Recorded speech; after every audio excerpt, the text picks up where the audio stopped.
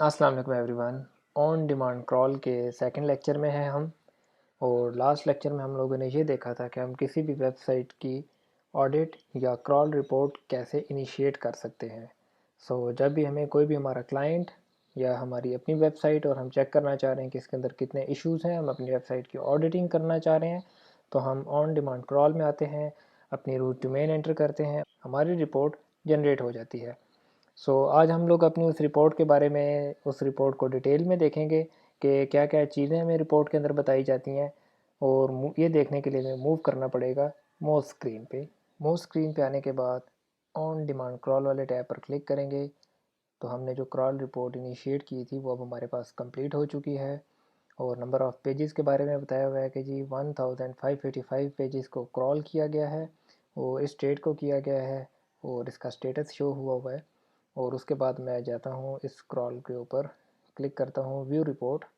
और जैसे ही मैं व्यू रिपोर्ट करूँगा तो मेरे पास ये क्रॉल रिपोर्ट का टैब ओपन हो चुका है।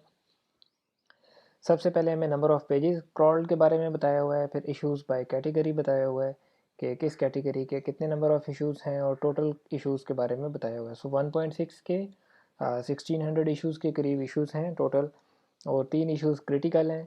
और क्रिटिकल इश्यूज़ को जल्द अज जल्द सॉल्व करना चाहिए, और बाकी इश्यूज़ को ऐसा ऐसा सॉल्व कर रहे हैं, लेकिन क्रिटिकल इश्यूज़ को हमेशा फर्स्ट प्रायोरिटी पे रखें।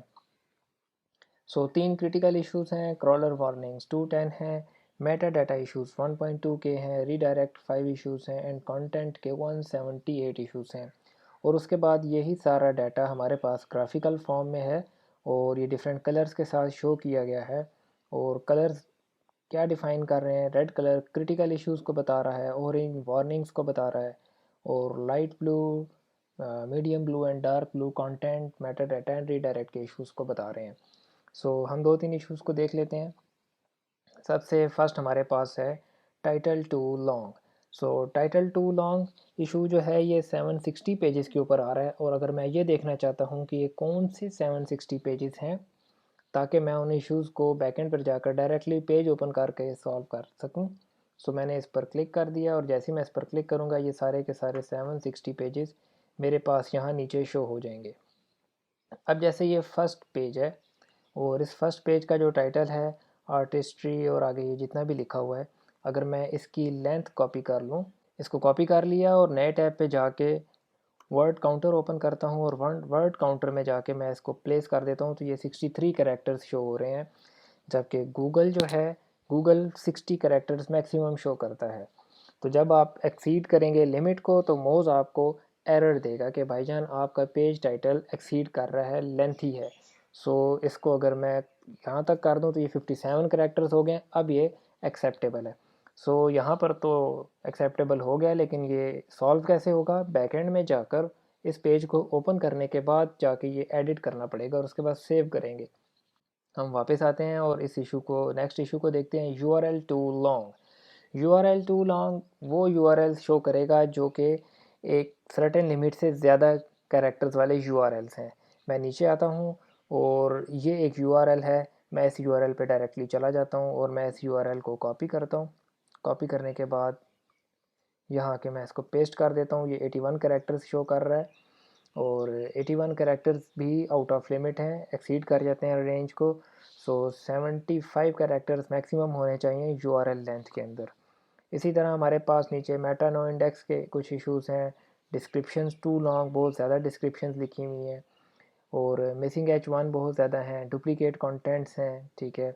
उसके बाद रीडायरेक्ट के कुछ इश्यूज़ हैं, और उसके बाद मैं अब आता हूँ 4xx एरर्स पे। ये 40 सीरीज़ के एरर्स होते हैं, और ये पेज नॉट फाउंड और इस टाइप के एरर्स होते हैं।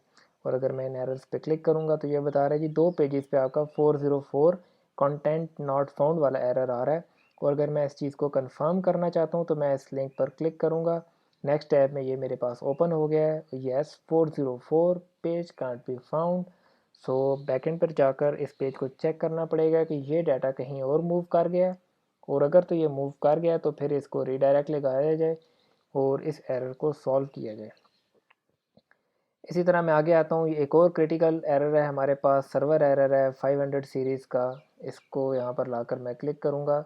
ये एरर ओपन हो गया है 403 सर्विस अनअवेलेबल सो अब मुझे क्या करना है, मुझे ये सारी रिपोर्ट एक्सपोर्ट करनी है और अपने वेब मास्टर को और एसईओ टीम को पकड़ा देनी है। इस रिपोर्ट के मुताबिक इस वेबसाइट में चेंजेस की जाएँ और जैसे जैसे आपका वेब मास्टर और आपकी एसईओ टीम इन चेंजेस को ठीक करती जाएगी, ये इश्यूज़ यहाँ पर कम होते जाएंगे।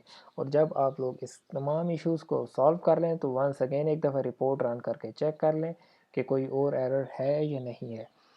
आज के लेक्चर में हम लोगों ने एक वेबसाइट की क्रॉल रिपोर्ट को देखा। उसमें हमें नंबर ऑफ़ इश्यूज़ बताए गए थे, कैटेगरी वाइज इश्यूज़ बताए गए थे। उन सब इश्यूज़ को डिटेल में देखा और उन इश्यूज़ को सॉल्व कैसे किया जा सकता है, उनका हमारी वेबसाइट पर क्या इफ़ेक्ट है, इन सब चीज़ों को हम लोगों ने डिटेल में स्टडी किया। उम्मीद है आपको ये लेक्चर पसंद आया होगा। Thank you so much. अल्लाह हाफिज़।